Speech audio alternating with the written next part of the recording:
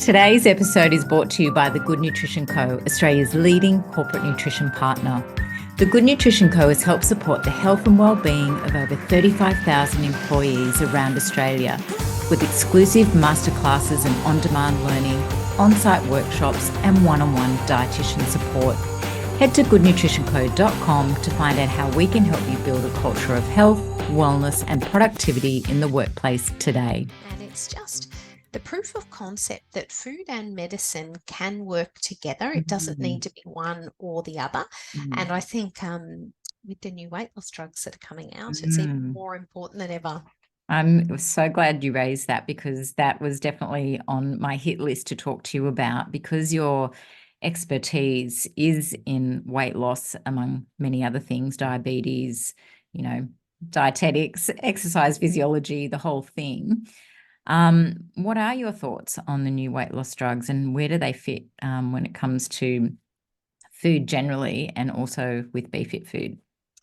So I think the number one misconception out there is that any of these weight loss drugs, people know Ozempic. Let's just talk about Ozempic. There are so many other drugs out there that either have the same base drug or have a different name or different actions. But if we're talking about Ozempic, then I think understanding that it's not a miracle pill, it doesn't solve everything. What it will do is suppress your appetite. So you need to think about that from a metabolic point of view. If you're not eating, what else is that affecting, and how is it suppressing the appetite? So it does have great effects in terms of working on insulin resistance with your production of insulin and also your glucagon receptors.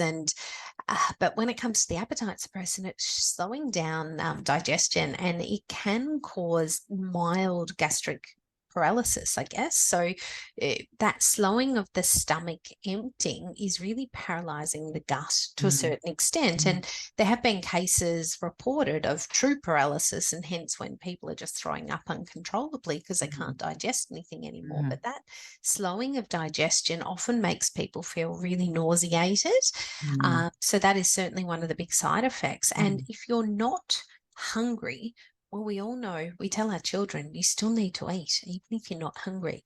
However, as adults, I think we're forgetting that if we're not hungry, then maybe we don't need to eat. And that's the biggest thing that we're seeing, is people are skipping meals and not actually remembering that our bodies are like a machine that needs fuel, but more importantly, it needs the protein for the repair of the body and for maintaining lean body mass. So what we've seen is, on average, people are losing around 30 to 50% of their weight as muscle mass or lean body mass. So yes, when people lose weight, they do often lose a little bit of muscle mass, and that could be on average up to sort of 25%. But if they are working with a dietitian and they're working with an exercise physiologist, as long as they've put a resistance training program in place and they've got a balanced diet, which is not just the protein, it's actually all of the micronutrients that are important for making the lean body mass and sustaining it and having the brain function and the metabolism function and the thyroid and all those sorts of things,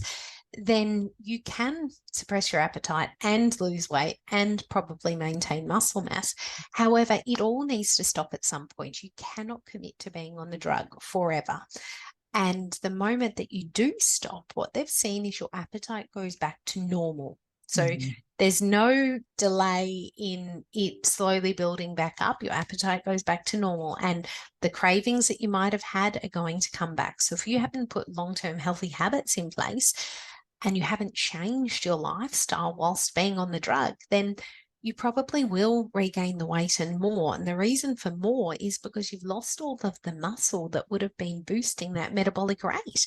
So if you are using the drug, and it's certainly not my first preference, but some people need things like this to get started. So I'm not saying don't take it under all circumstances. If you're using it, then work with a dietitian, work with an exercise physiologist, and change your lifestyle, knowing that the sooner you get off it, the better, because of these side effects. And I haven't even talked about some of the really dangerous ones that have been found in some of the studies, which are related to depression, even suicide. There's ones with pancreatic or pancreatitis, thyroid cancers. There's lots and lots of different things, and they are rare. And some of the studies are a bit iffy as to whether they're due to the drug or not. But if you don't need to take a drug, don't take it. And if you are going to take it, then take it for the most limited amount of time that you can and change your lifestyle. Use it as a boost and seek health professionals that can support you so that long term you've achieved your goals, not just this little window while you're on the drug. Yeah, and I think that's just such a key message, isn't it? It's not something that you can take in isolation. We know that there's intermittent supply often, and so people are on it, they're off it, they're on it, they're off it, they're losing, they're rebounding. So if they are on it and they do have a, supply for a period of time, it is the perfect opportunity to start to work on some of those long-term habit changes. So that when they do ultimately come off it, because the other thing is the expense as well. Yes. Yes. They've already been working on that behaviour change to support themselves for the longer term into the future. Yeah, and changing that environment. So do the pantry clean out whilst Yeah. changing all of this, and change your plate sizes for smaller portions. Focus on a little bit less carbohydrate, more healthy fats, more proteins, more green leafy veg, those sorts of things. Having nuts as a snack. So starting to make sure those things are around so that when you do come off or you have to stop for some reason, that your environment supports long-term weight management.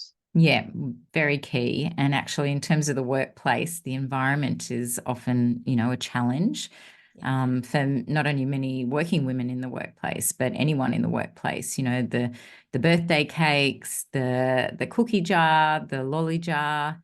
Any top tips for helping to manage weight in the workplace?